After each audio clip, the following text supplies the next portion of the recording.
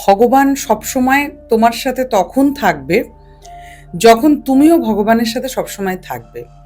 মানে ধরো একটা আনন্দের খবর হলো, ধরো একটা দুঃখের খবর হলো, মানে প্রচণ্ড দুঃখ, বেশিরভাগ ক্ষেত্রে ফোন উঠিয়ে ভাই শোন না আজকে কি হয়েছে।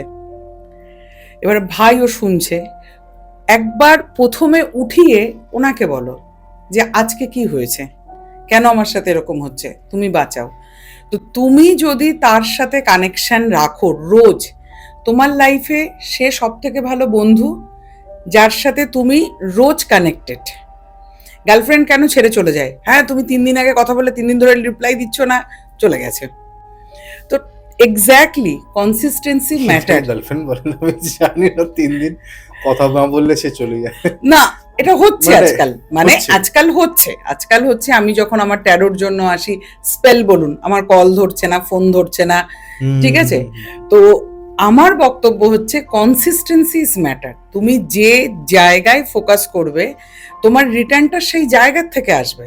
তো ভগবানের ক্ষেত্রেও তুমি তখন আশীর্বাদের সাথে থাকবে যখন তুমি তার সাথে কানেক্টেড ফিল করবে।